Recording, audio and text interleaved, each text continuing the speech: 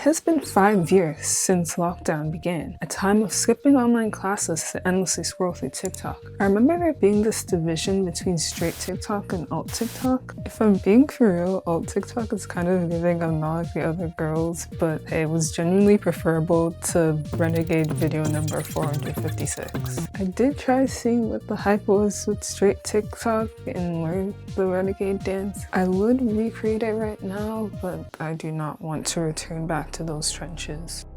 Alt TikTok though, that was peak. We had cosplayers, artists, alt fashion, other stuff. I know right now 2020 alt is making a comeback and I see some people calling it cringe, which is crazy because literally 3 years ago that was peak fashion. Personally, I don't find it cringe, but I do have things that will make you cringe. Hello. I hope you're doing well. I'm gonna show you some words and terms and you're gonna let me know how they make you feel. Feel free to pause and touch grass if need be. Okay, let's get started. Simp. Simp behavior. Are you breedable? Sus. Among Us. Among Us. Among Us.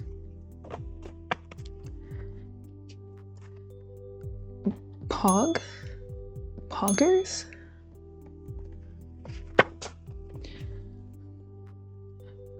Ada.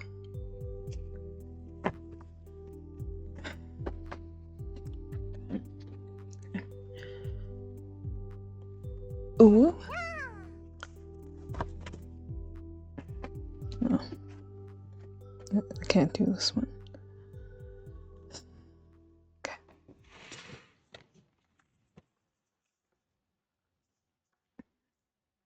Mom?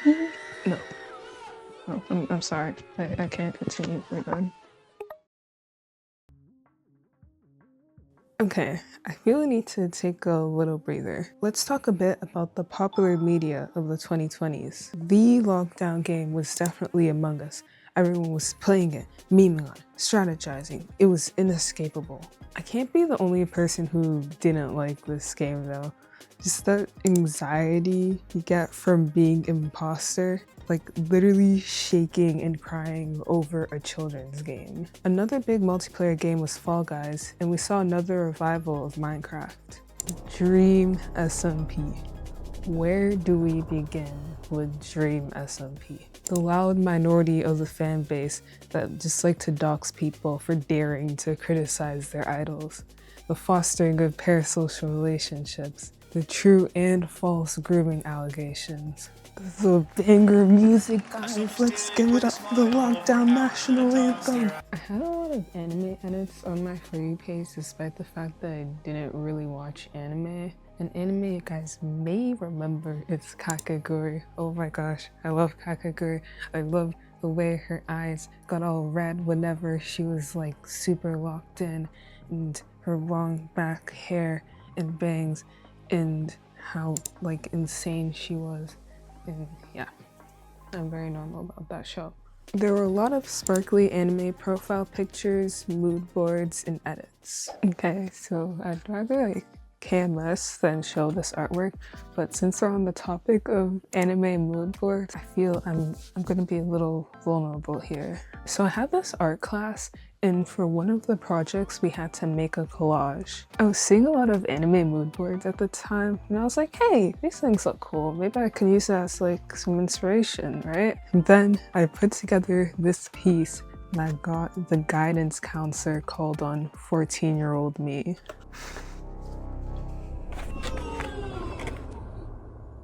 Okay, we're gonna do like breakdown of it. So at the top here we have why am I so useless? We've got the definition of sad. Whoa. Oh my gosh.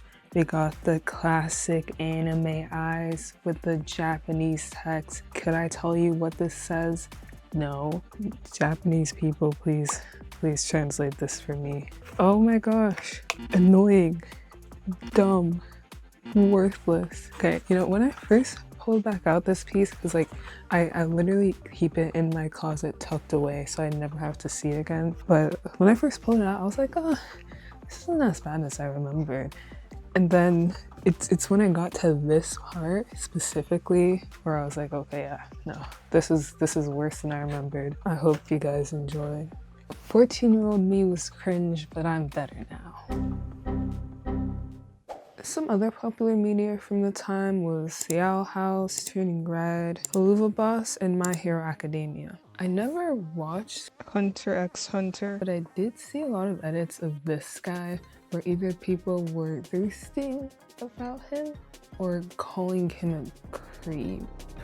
Smooth transition into popular songs. Some inescapable songs were Say So, Roxanne, Savage, and Super Lonely. The artists that really blew up during this time were Doja Cat, TV Girl, Cave Town, Olivia Rodrigo, Penelope Scott, Pink Panthers, Clairo, and many more. On anime TikTok, I swear every edit either had this song, Racing Into the Night by Yoasobi, or Lost Umbrella by Inabakumori. Lockdown was mostly bad, but it did give the opportunity for a lot of indie artists and smaller artists to really blow up and gain traction in the mainstream. Now let's talk about controversies and drama. But first, I do have one more lockdown sound for you.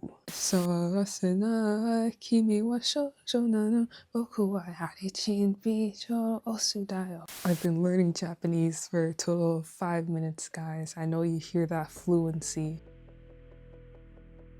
Okay, this section is going to be a mix of both serious political stuff, but also general internet discussions. I'm not going to get too into the heavier stuff because that feels a bit inappropriate for a silly video like this, but I still do think it's worth mentioning. First, we've got the word of that year, cancel culture.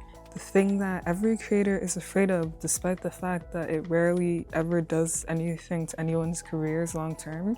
Life cycle of an influencer. Person randomly blows up, everyone loves them. Bassist tweet or video resurfaces, everyone hates them for like a week and then gets bored of it. Influencer goes back to what they're doing before. Like every TikToker who blew up during this time had some sort of racism controversy, and there'll always be someone in the comments like, guys, didn't we all say slurs when we were 15? And it's like, no, not all of us. Fake claiming and self-diagnosis. This is another controversial one, with some people thinking that if you self-diagnose yourself, you're just doing it for attention or because you romanticize these disorders. Others believe that it's okay because not everyone can afford the thousands of dollars it costs to get a diagnosis, and as long as you're like actually properly researching before self-diagnosing yourself, then it's okay. Oh, ha ha ha. What a funny TikTok. I relate. I must be autistic. Okay, so here I have all of my test scores to every online autism assessment that exists. Here I have a list of every time I have exhibited an autistic trait in the past 21 years. And over here I have a list of the comorbidities I have and all of the disorders it could be, but why I've ruled them out. That's not enough. Fake claiming is when you accuse someone of not having the disorder that they claim to have. People did this a lot with people who claim to have DID. The Wonderland system was basically bullied off the internet for this when one of their videos blew up and was labeled as fake DID cringe. Hi, I'm Bunny. Hey, I'm Z. What's up? Hi, I'm Oliver. Hey everybody, I'm Ben. Hey, I'm Elegant. Wow! Sorry. Hello there, I am Malachi. What's up? Hi, I'm Echo. Hi, my name is AJ. Hey everyone, I know I look like shit, but it's red. Hi. Hey everybody, my name's Sayori. Yo, I'm Beatrix. What's up? Hello, everyone. My name is Ophelia. People dug into their history and accused them of faking their whole disorder. There are entire communities centered around just bullying these people, and I don't really know how to feel about it because I don't know how harassing a random TikToker is supposed to help people with mental illnesses. And how can you really tell if someone is faking their disorder because to you it seems exaggerated? You can't always tell if a person is faking or exaggerating their disorder just off of a few TikToks. It honestly just feels like reverse armchair diagnosing, where now instead of claiming someone has a disorder, you're claiming they don't have a disorder, but you don't know this person.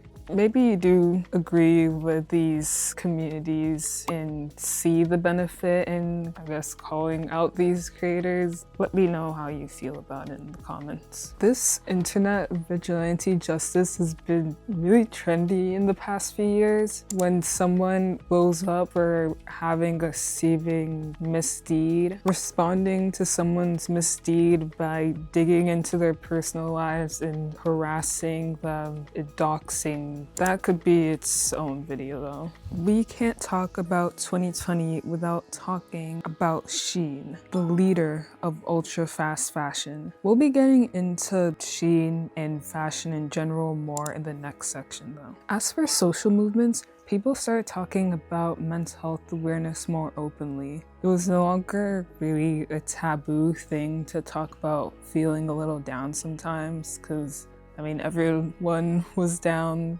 everyone was sick, and the world was literally burning.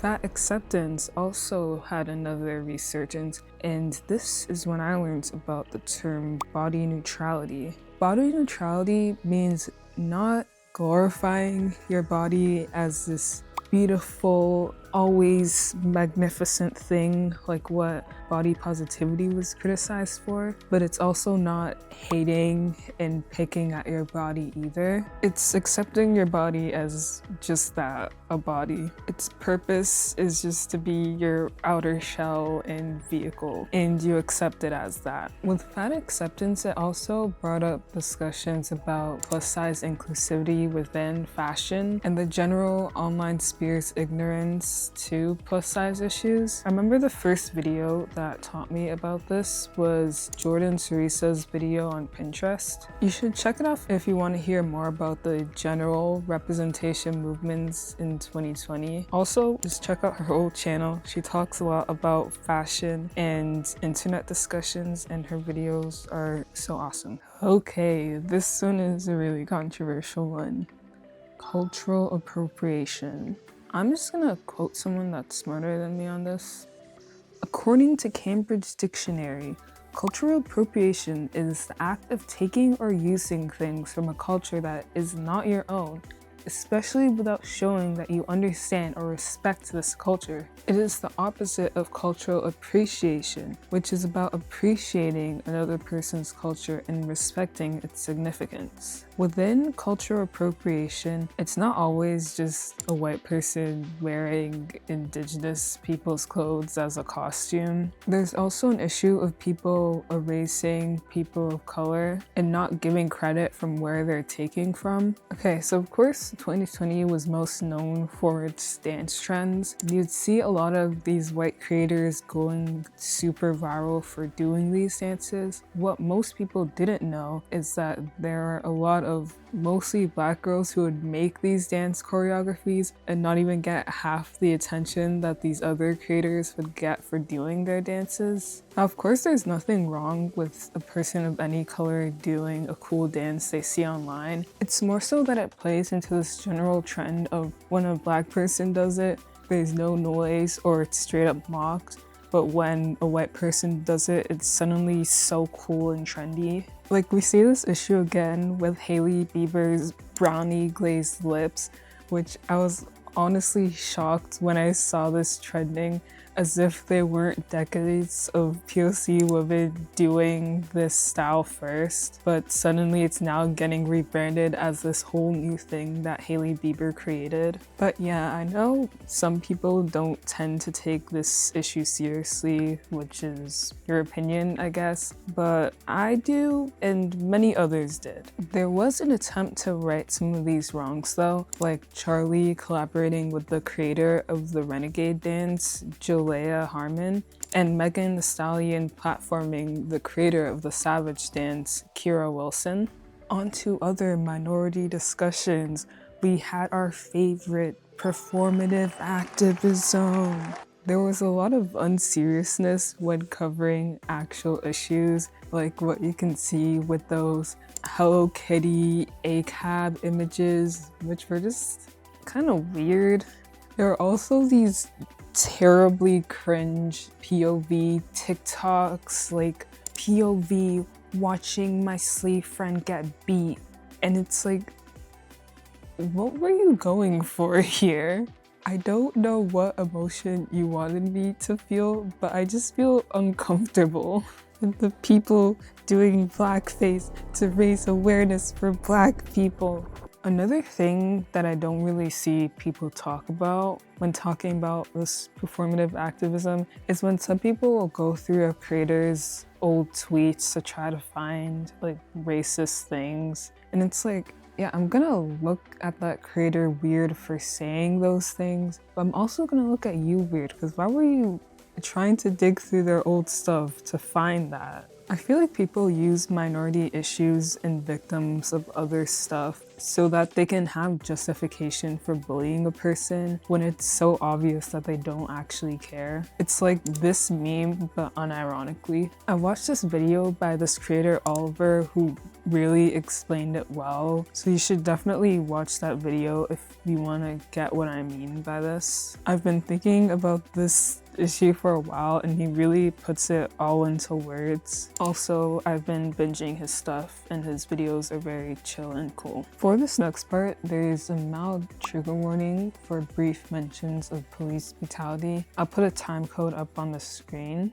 Further getting into the racism discussions of 2020, Black Lives Matter really rose to prominence during this time after the of George Floyd. It incited many protests and calls for change. Every time I opened Twitter, I was hearing another story about a Black person just existing, then getting for it. It was very crazy to see, and also wild that most of us were only now finding out about it. And of course you had people trying to use the situation to their gain with the whole looters and everything, which I'm not really gonna get into because it is just upsetting. Instead of dwelling on the honestly terrible way things are still going right now, I'd like us to instead see how there was change in people's perspectives once they were made aware of these things. There is still a hope for change. I would like to end this section on the note that I hope caring about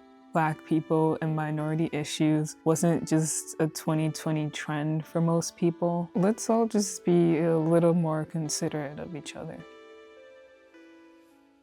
Okay, that got a little heavy. On to lighter stuff, I promise. It is fashion time, my favorite part of the 2020s. To commemorate this day, I wanted to make a drawing that is the encapsulation of the 2020 lockdown. We're also going to be talking about fast fashion, fashion trends, social progression, and aesthetics. Okay, side note, I love videos that talk about fashion, and I'm so excited to actually be making a video like this for the first time. I'll definitely make more videos like this if people like it. I already have this whole big video on aesthetics that should be coming out next, so subscribe if you want to see that. Now, onto the design. Also, this is Georgie. He's here because I wanted something to hold. Look at his belly. So before making this design, I first wrote down all of the iconic 2020 stuff I knew I couldn't miss. We got frogs, those tall alt boots, animal hats, dyed hair, maid dresses. Okay, I can't go this whole video without mentioning femboys. I had this one friend who was really into them and like sent me a lot of videos of femboys, and I thought they were kind of cool too. But there's this one TikTok of this guy doing this like cutesy dance to one of those anime girl songs or something, and I'm like afraid to rewatch the video because that audio is just gonna like get stuck in my head again, and it is so grating. Related to femboys, maid dresses, specifically maid dresses on guys, were really popular at the time for some reason. I'm guessing this has to do with anime really booming during that time and people overall being cool with different sorts of gender expression. We were all at home and you had the freedom to dress however you want and be a little weird and different with your clothes. There were lots of people posting stuff that would have got them in a cringe compilation a few years prior, but was now getting them praise. There's a whole 2020 alt aesthetic that's inspired by this time, and that's what I took inspiration from most when designing this character. They've got that half-dyed hair that was a requirement of alt TikTok. Getting more into alt TikTok and fast fashion, there was criticism for some alt creators that would say they're in the alt community, but also support these fast fashion and ultra fast fashion brands like Shein. Fast fashion brands are brands that mass produce cheap clothes at a fast pace to keep up with the trends. Fast fashion brands are criticized for having poor working conditions and like a really bad impact on the environment. Ultra fast fashion takes all of these issues and then times it by 100. Even worse conditions, even worse for the environment and everyone. Shein, for example, is the brand that most people think of when they think of ultra fast fashion, and they got really popular during this time in 2020, and then immediately people started being like, wait, something is wrong with this company. People still did post these $100 Shein hauls because of how desirable it was to be able to afford all of these clothes for a fraction of the price, just completely ignoring the people who went through hell to make those clothes. Shein tried to turn people's opinions by doing this whole brand trip where they took influencers to this facility where they totally definitely made all of their clothes from, and it looked super like advanced and clean and not at all dingy like the pictures and videos that had been going around. And then people immediately called them out for supposedly faking the facility, and all the influencers that were part of that brand trip got like a lot of hate and harassment for it. Since alternative subcultures are pretty centered on do it yourself and being anti-establishment, buying a bunch of fast fashion clothes to try to fit in within the alt community was typically looked down upon. People were instead urged to buy from thrift stores and secondhand. Amongst Gen Z at least, thrifting was no longer this weird poor people thing. Now it was actually like super trendy and environmentalist of you to go thrifting. Honestly, I feel like this just ties back into what I was saying before about how when a minority does it, it's bad, but when the majority does it, it's cool. It still was overall good that people are buying from these big retailers less and supporting these smaller thrift shops more. There was a bit of a debate about whether it's okay to shop from these thrift stores if you have the money to buy from bigger retailers, and from what I've heard and learned, it's still okay to, because those thrift stores and secondhand places get like so many clothes that they don't even manage to sell all of them most of the time, and so it's okay to shop there like whatever your finances are. That may vary depending on where you live though. I do still think that it's weird that some of these resellers go to thrift stores and then resell the clothes they find for like quadruple the price. There's usually still good stuff left for the rest of us though. I started thrifting during this time and I found so many cool things that I wouldn't have found at like a regular mall, especially in the skirt section, because right now there's this whole trend of minimalism, which I kind of hate, but at the thrift stores they have all these cool skirts with these really nice patterns and designs, And I also once found this really cool brown jacket that I've been wanting for like the longest time, but I could never find, and it's like a closet staple for me. So you should definitely try thrifting if you haven't already. I really recommend it. Another fast fashion critique was people buying into these micro trends just to throw out those clothes a week later when it's no longer trendy. And I was never on this side of TikTok, but I could not imagine buying something and then throwing it out because now people are calling it overrated. Next, let's talk about the biggest aesthetics of 2020. Cottagecore was like #1 at this time. There's so many videos of these girls in these frilly little white dresses frolicking through flowery fields and like baking these pies, eating out in nature. It was all just so beautiful and hard not to fall in love with. It was just the perfect escapism for us being trapped in our rooms in all of these Zoom classes. Another big one was Dark Academia. I liked this one a lot because it was so perfectly fall and cozy and mysterious. I remember I watched Dead Poet Society because it was one of those movies that were listed under like Dark Academia, and yeah, that movie perfectly encapsulates it. It was really nice. Indie was also super 2020 coded. Like with all the other aesthetics, I could see someone wearing that now and go, oh yeah, that's pretty trendy for fashion right now. But if I see someone in indie, no, actually triggering, it gives me flashbacks. Every picture had this like super saturated colors on them. There was lots of animal prints and bucket hats and Y2K fashion inspiration, which honestly every fashion trend of like overall 2020s is inspired by the 2000s. Other aesthetics that were popular during this time were goblin core, fairy core, kid core, grunge, frog core, dream core, weird core, e-boy, and e-girl. I also have another video I'm working on where I just draw a bunch of aesthetics as OCs.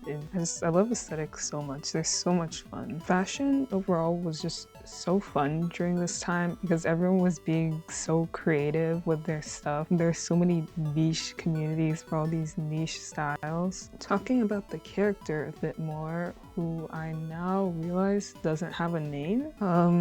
We need a name that's like very 2020 core. I'm thinking Sock or Arson or Mars. Oh my gosh. Flashback. In 2020, I thought about giving myself the online name Mars, and then I realized that literally everyone has the name Mars, and it was no longer cool and quirky and different, so I couldn't do it. You know what? Yeah, let's name them Mars then. So our character Mars is definitely the most inspired by e-girls, because in 2020 I was so obsessed with e-girls. Like, I didn't even want to dress like them necessarily. I just really liked how the style looked like on other people. The makeup was always really good, and they had like the most lush cheeks and that bright highlight on the nose, like super long lashes, super long eyeliner. I'm pretty sure the makeup style was inspired by anime girls. Mars' favorite song would definitely be E-Girls Are Ruining My Life by Corpse Husband. That's a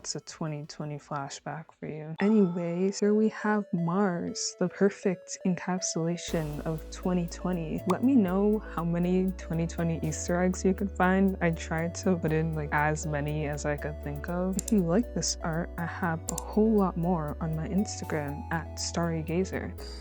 If you guys like this video, be sure to subscribe. If you like fashion and art, you'll love my next videos. We're going to dig more into aesthetics, the good and bad. Let me know what lockdown stuff you're most nostalgic for in the comments. I'd like to hear what your For You page is looking like. The cringier the better. Also, big thanks to the 2020 TikTok's aesthetic wiki for inspiring this video. Anyways, I'll see you in the next one. Bye bye.